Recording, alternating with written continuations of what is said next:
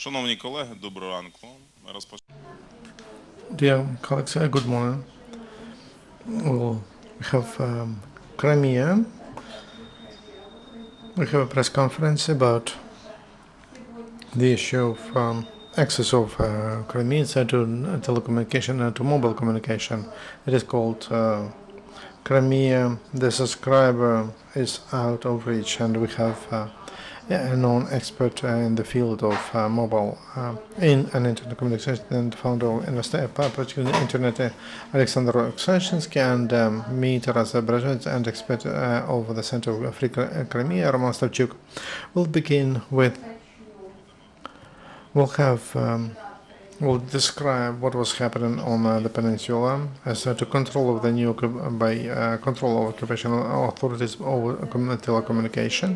Then Alexander Oksashensky will give his assessment, and then Roman Stavchuk will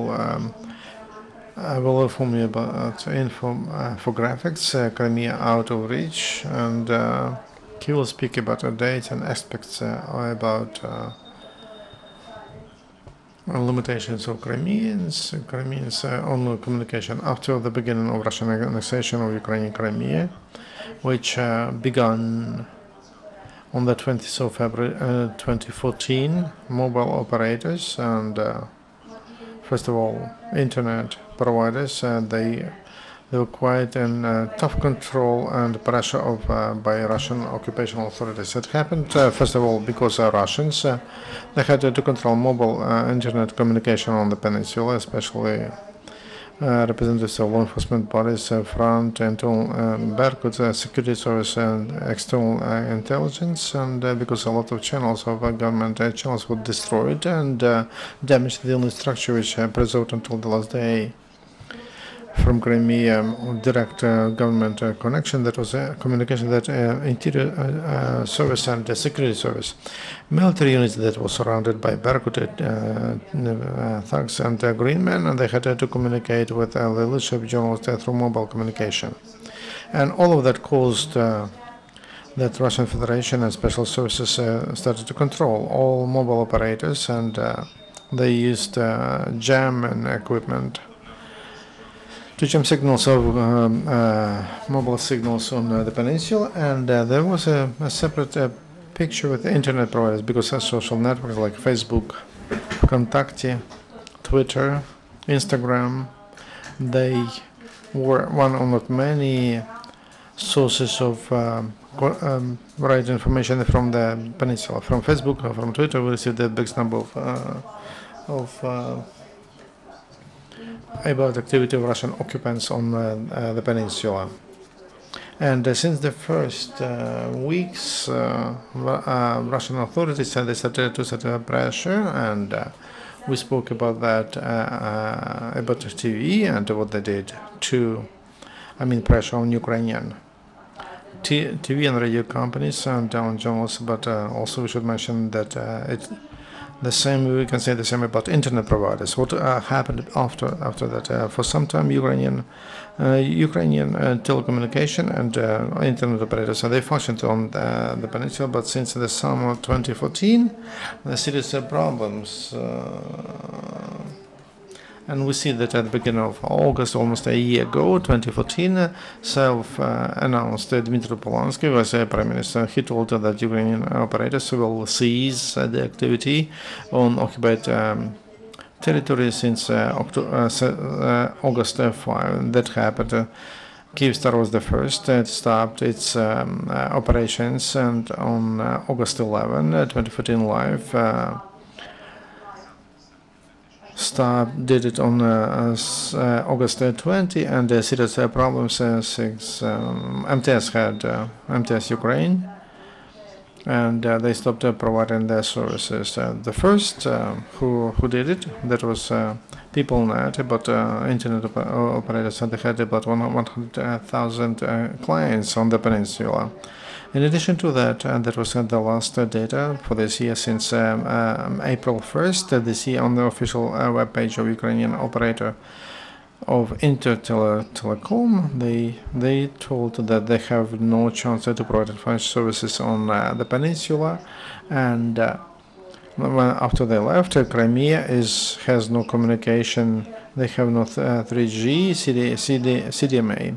So at the same time, since August 4, 2014, a Russian operator, which was registered in Moscow and started to work that, and the office was moved to Krasnodar Kat Telecom. That Kat Telecom is functioning on frequency 900 megahertz. That was TES Ukraine. That was the frequency of Ukraine operator, and as Russian individuals say, it's a telecom that belongs to Russian mobile operator MTS. So it's a strange situation that MTS Russian and MTS Ukraine, that is subsidiary company, and Russian MTS has created an operator on the territory of occupied peninsula. MTS, they refused any connection with Telecom, but later there was a request to start translation, and with the brand they received it from Kremlin in case of business with Russia to refuse the proposal of Kremlin. It's impossible to decline propose a business proposal of Crimea, Kremlin, and that was Ukrtelecom. It was had big problems, and the office was captured in Crimea, and former company Growth Telecom started to provide the services under the name Our Telecom, Nash Telephone. And they have not changed even the logotype of Ukrtelecom. They use the same geometric pictures and that are present in the logotype of Ukrainian operator of internet and communication, Ukrtelecom. So, in addition to that, according to the information of Roskomnadzor company Kat Telecom on last year in December received 9 licenses on the territory of the peninsula, but serious problems. They have serious problems with coverage. A lot of users of that, the only mobile operator, and that's the only mobile operator. They complain about quality of connection, and a lot of and in the south coast of Crimea, they have no service, and there was a special subject of negotiations between Aksionov and Prime Minister of Russia, Dmitry. They have no problems with access to different internet services, different programs, and residents of Crimea cannot pay with the cards, Visa, MasterCard, and they are switched off from those systems, and also they have serious limitations. Obstabchuk will tell you about mobile applications and that cannot use in Crimea. What else I wanted to say about mobile communication? We understand well that a big number of a lot of work is done by Russian special services, and presence of one mobile operator makes the job easy, and they control what people are talking. They just tap conversations, and Crimea is a gray area, even compared to the rest of Russia, because total tapping of mobile communication in Crimea has unimaginable size. Russians and their special services work on cracking all the rest of mobile applications to phones, because we understand that those people, journalists, civic activists who don't want to speak openly using open communication, they use different applications like Skype, Viber, and several months ago there was information that Skype can be cracked by Russian special services, and they can tap any conversation and any chat, and the Russian special services. I spoke to our professionals that they wanted to crack popular mobile application Viber. My sources say they succeed on a regular basis. They crack the system or access to text messages so they can read SMS and Viber, but they fail to crack the system. They cannot tap phone conversations. But Russian special services are working on that. With this note, I would like to give the floor to Alexander Oksansky, who will speak about this more professionally. Mobile communication, internet communication. So the question to you: how did you monitor the situation in Crimea? Did you know the situation before annexation, and what changes? You can comment. Look, the situation in Crimea, I did know it quite well as of the beginning of 2014. And the changes, well, there are several aspects. You have to understand that, first of all, commercial companies are not the subjects of war, they are objects of war. Commercial companies cannot engage in combat, and it is very evident that after the annexation they were made to work within the legal field that there is.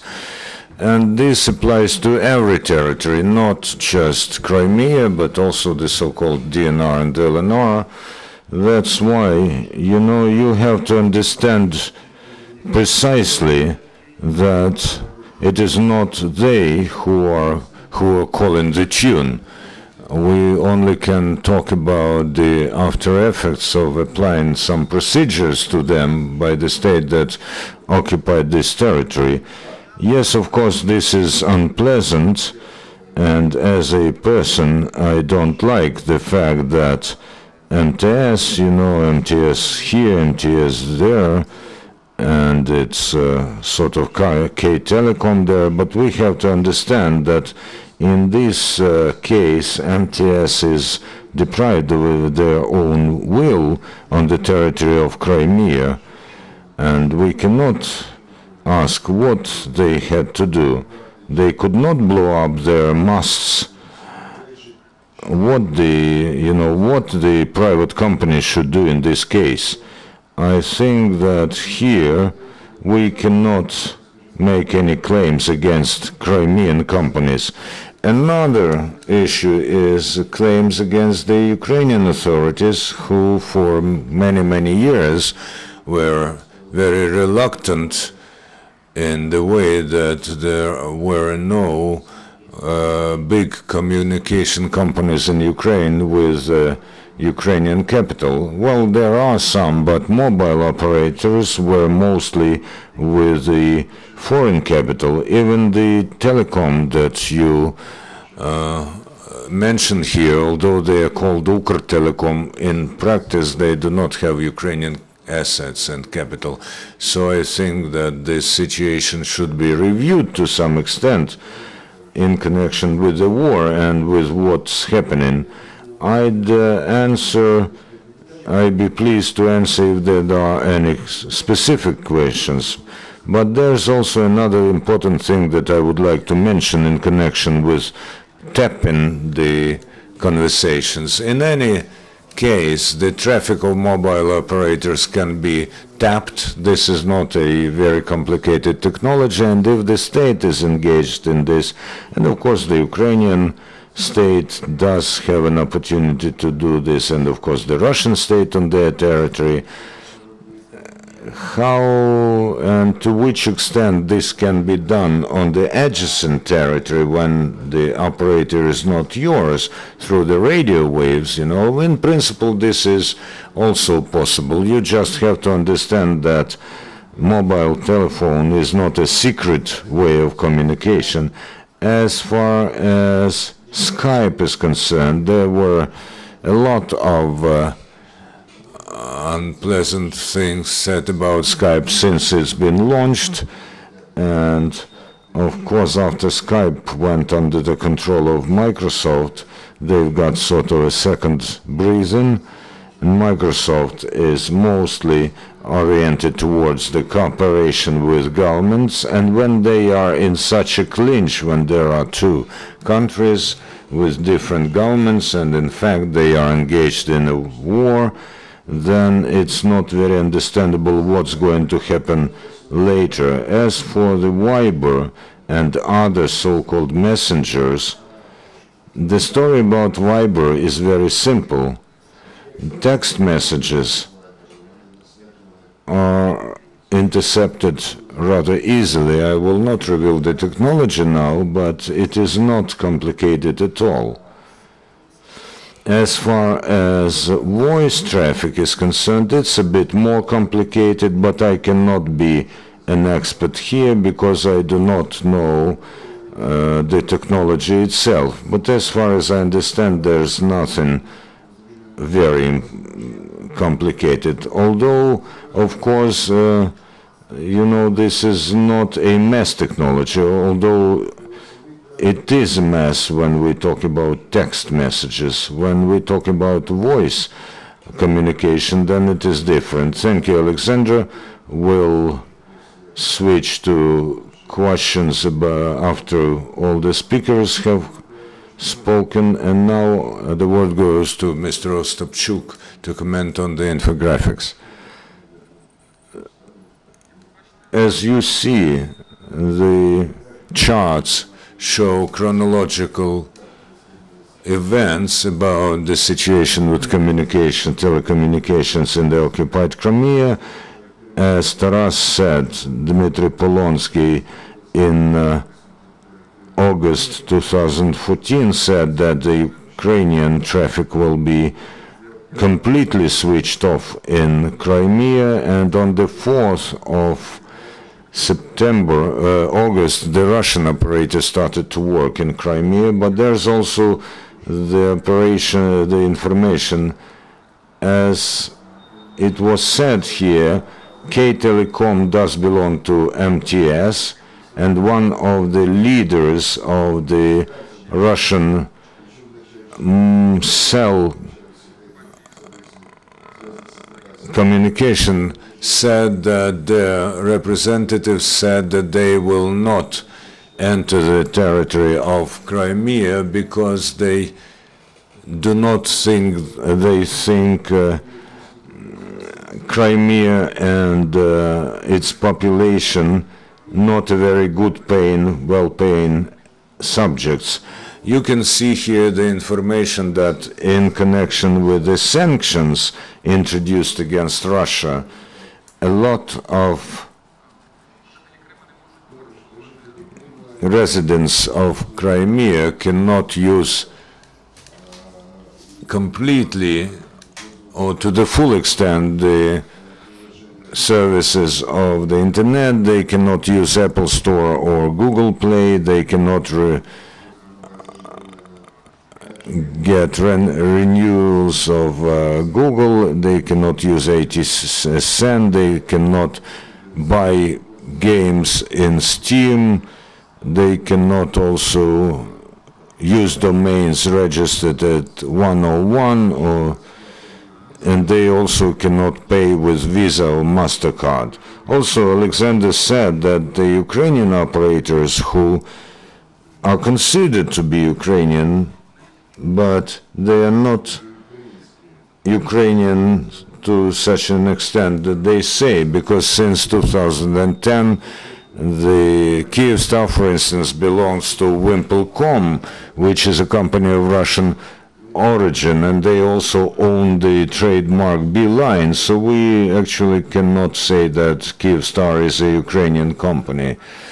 Also, we should note, and we can see, that Kyivstar company stopped to work on the territory of Crimea on the 11th of August, but Life worked for another 10 days then, and at that moment, because Kyivstar was no longer working in Crimea, they transferred their customers to Astelite, which is Life, which was said by Mikhail Slobodin, the Director General of Kyivstar, on his Facebook page. Also, we should know that Life Estelit is one of mobile operators in Ukraine who doesn't have Russian investment, as most of the investment here belongs to a Turkish company, GSM Turkel, and another part of investment belongs to a group of Rinat Akhmetov, a well-known Ukrainian oligarch. They also touched upon the issue of Ukrtelecom, which is now reformatted and called Nash Telecom. According to AKS Consulting assessment, the customer base of landline customers in Crimea and Sevastopol numbered 520,000 landlines, and of course Ukrtelecom provided service for almost 70% of them, and they provided almost 40% of services of other kind. After the work of Kyivstar and MTS in Crimea was stopped, a technical roaming was organized for Ukrainian MTS in the networks of V-Mobile operator, and the MTS in Ukraine has sold its infrastructure for 17 million euro, and we still don't know who bought it. And the Kyivstar company has written off the equipment for $13 million, and they said that they could not manage the networks in Crimea from the Ukrainian territory. We should also know that not only mobile operators, but such a huge service and company that provides postal services, Nova Poshta, a huge operator in Ukraine, they did work on the territory of Crimea. They had 40 branches there, and on the 9th of August 2013, they have completely stopped the work there. We should also know that one of the leading Ukrainian internet providers, Volokabel, is still working in Crimea, in Sevastopol and Simferopol. This is one of the Ukrainian companies that works on the occupied territory.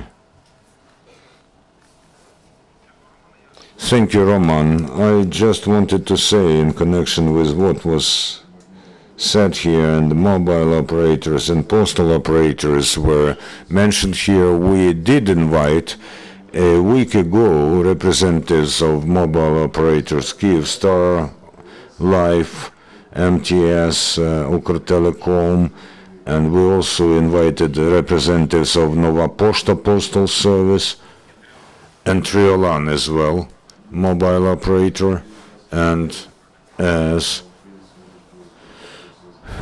the Ministry for Information is engaged with the issues of mobile communications and the government, we did send an invite to the Ministry of Information, but maybe they think that this is not interesting, although there are 2.5 million Ukrainian citizens on the peninsula.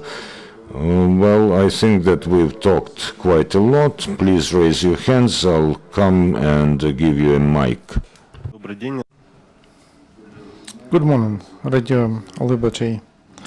I have a question about MTS in Crimea. It's quite strange to see on infographics that Google switched off its services, and but MTS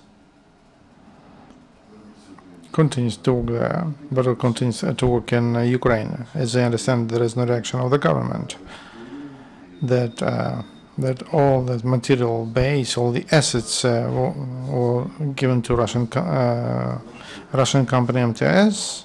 How adequate it is? Look, once again. First of all, de jure, we have our suggestion, but there is a legal situation.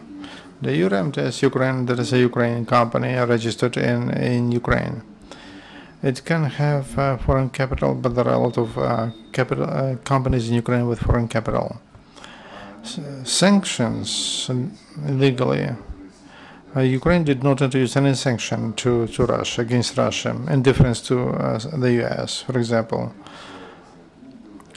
Google and some other names of companies were mentioned, but those are American companies, and they follow American legislation, which says these are sanctions, and this is what you can do, this is what you cannot do. My friend has a daughter in Estonia in a bank, and she says, I see my daughter reading the book thick like this. What's that? Sanctions. So the book is as thick as this. So here, the legal situation is quite clear as to the fact how MTS, what they received or what they lost. It's a question. It's like in they give you with a knife, and so do you give up your purse or what? What can we expect from a company which operates in Russia? What can we expect from a company that which is on the foreign territory, occupied? It doesn't matter in this case whether it was occupied or somehow we believe it was captured or some other status on the. It has a different status to Donbass. But anyway, Ukrainian government doesn't control, because of some reason doesn't control that territory, and if the government doesn't control that territory, then the government cannot demand from companies on that territory or people to be subordinates, because it's physically impossible. That's why to say that there are some facts of abuse that MTS, for example, that the posters headed out some code, access to database, to billing, etc. Here, sitting here, we cannot say that. It requires investigation. It seems to me that we should approach it with common sense. Business is not a subject of war, but object. They are captured, likewise territories, buildings. We don't send claims against a building that it was captured because the building is not a subject, it is an object. Here the same situation. That's why it seems to me that Ukrainian government should care about something different. First of all, information to be accessible everywhere in Crimea. The information we believe that is true, we need to take care of that. Secondly, unfortunately, we are more concerned how cow of our neighbors died and how bad it is there. But we should care about to have everything well here. That will be a big factor that Crimea will be returned sooner or later. Just a common calculation. So that's why that's the approach we should have. And to have tough claims, you need to have evidence for that. I think there should be some claims from business companies, because yesterday Ocean Bank of Ukraine sent a claim for 15 billion to Russian bill review. I don't know how they calculated that is against Russian companies. It will be more than $700 million, and several corporation and private bank. They announced about that yesterday, but Gennady Korman told me that they sent a claim a month ago, and several claims and several charges facilitated against Privat, and the biggest network on the peninsula. MTS, that's their business, whether they will compile charges against Russia and the same about Kyivstar, Life, etc. But it seems to me that none of them will make charges against Russia, because there is always everywhere Russian capital except Ukretelecom. But so I believe that they will not charge Russia, and the task of Ukrainian government is to make life easy of its companies that pay taxes, lots of taxes to the state budget, to help those companies to get compensation, because that is assistance to those people who support you. And in that context, we should consider that situation. Please, if you have any question. One more. As far as I know, it's impossible to call Crimea to the fixed lines. Is there a technical problem from Ukraine in Ukraine or in Crimea? I will answer, because yes, there are some instructions how to call, for example, from mobile to Crimea. You can do that. You can call to Russian operators, and also there is an instruction how to call from fixed to fixed, or from mobile to fixed. But I checked that because I have practically my friends live there, and my family relatives none. It's impossible to reach their fixed line. Russia switched all stationary numbers to Russian numbers, and the code of cipher was 0652. Now there's 3, so they phone calls 3652. But technically, to call them, to reach them, to fixed phones, it's impossible from Ukraine. And Mr. Olshansky will give you a more competent answer. Look, I won't go into long technical discussions, but in your question you have raised a very important issue as a second layer, the issue of different codes and numbers that are being distributed centrally, IP resource and number resource. The situation is like this. It's understood that the Russian Federation will provide the Russian numbers for them, but there's a part of centralized resources that is being distributed by international organizations. In particular, there's quite a flare-up in social networks that one of the companies in the DNR was registered, a company, a RIPE company that issues IP addresses in Europe, and they were registered as a company from Donetsk, Russian Federation. I think this is a issue for the Ukrainian Foreign Ministry to work. We have to look at other countries that found themselves in a similar situation. The Ukrainian Ministry for Foreign Affairs should monitor the situation and send out a corresponding process, and to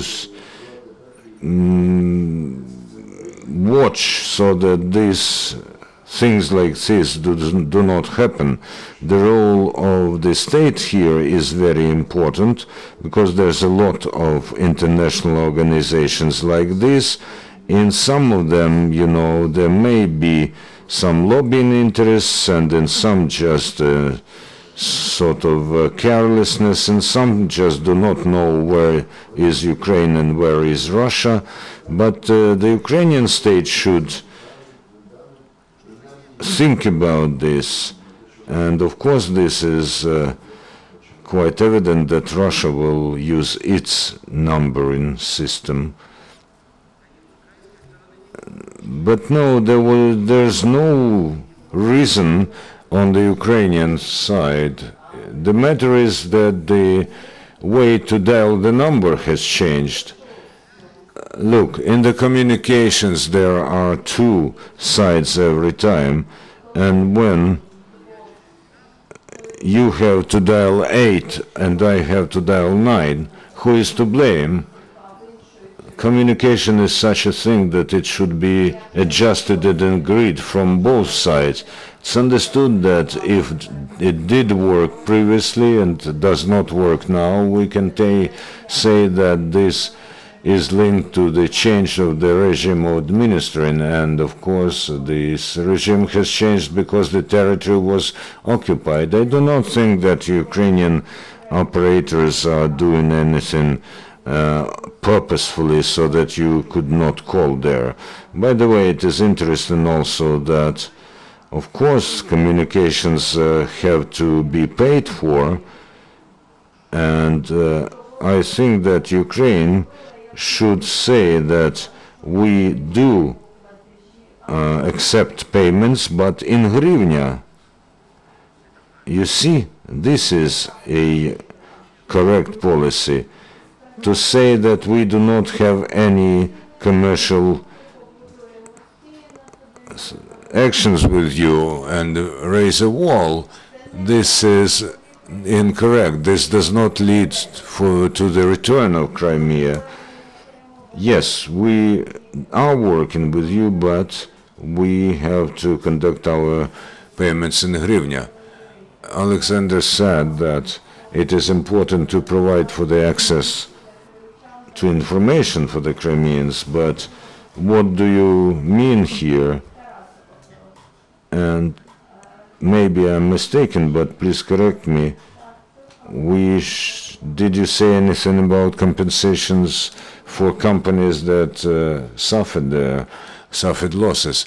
No, not provide the compensation, but to help to win compensation. There's a difference here. Look,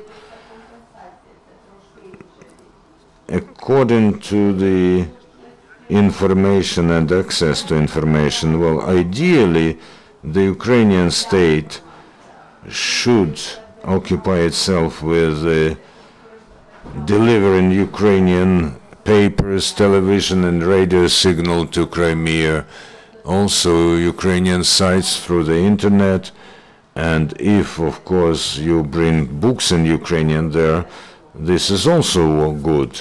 So I think that the range here should be as broad as possible, and well, there should be different means in different spheres, even up to the work of special services. You should not have any doubt that Russian special services did act so that the Russian information reaches Crimean residents and other people in Ukraine. Ukraine, of course, if we think that this territory is ours, we should provide for our information presence there. I think this is quite understood. I meant that the government of Ukraine should do everything possible to provide for the international claims in tertiary courts. For instance, everybody knows about the Hague Tribunal, but there's also a tertiary court in The Hague that looks into economic issues, and they did, for instance, rule in favor of Yukos, and at the moment the governments of European countries and the United States are providing for the fulfillment of this decision and ruling on their territory. So at the moment it's almost 51.1 billion that Russia has to pay in relation with this decision. And of course, Russia should pay to those mobile operators who suffered as a result of the annexation of Crimea, and specifically to Kyivstar and others. What is the legal complication here? We're here at a rather slippery ground. We have to abstain from any bias here, but if we do see that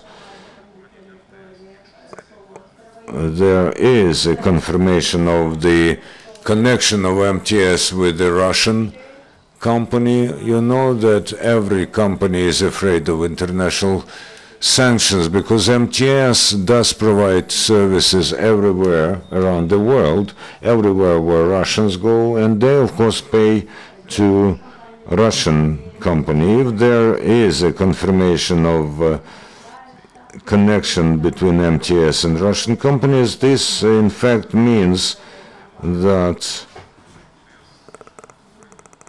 they are prone to sanctions. And well, FBI can be involved into this process, and this is going to be a real help in connection with the annexation of Crimea. Information presence in Crimea, what will it give us? Now it doesn't exist only on the internet. Everything depends on your view on life. Your opinion on Russian information presence in Ukraine and Crimea. Did it give it something to? Did it make sense? Probably.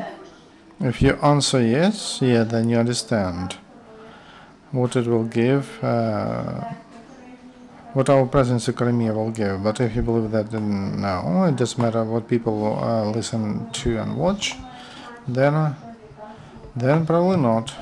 It seems to me that it makes sense. So my answer is yes. Propaganda is quite a strong weapon, and because the Ukrainian position is quite strong, in a sense, it's a clear fact of illegal annexation of Crimea. All the world agrees that that annexation is illegal, and people very often don't pay attention to one fact.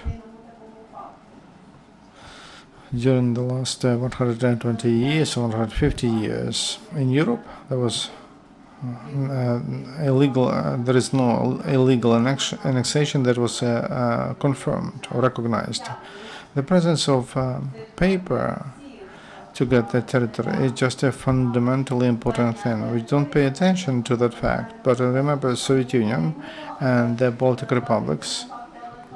And it doesn't matter how big and strong was the Soviet Union, and it doesn't matter how many nuclear missiles it had, but the fact of annexation of Baltic countries by the Soviet Union was not recognized.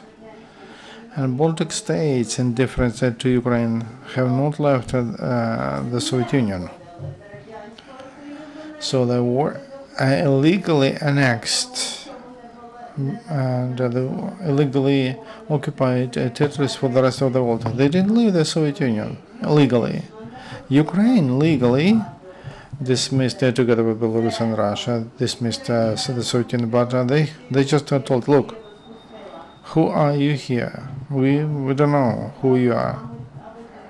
So this fact is very important. We have to understand that we have to have quite a firm legal foundation, and that's about charges Taras mentioned, and also there could be charges of private companies, so the state can support them, and there could be charges between the state and the other state. Sooner or later, it will happen. It will happen. There will be a charge of Ukraine to Russia. It will be. Why don't we have it now? Look, it will be. Taras maybe knows, so he will tell you, but that will be a long process. And nothing will happen by itself. And during the last 150 years, nothing has happened, has resolved by itself. So if annexation is illegal and if there is no base for that and there is no base for that, so by itself, it's the problem will not disappear.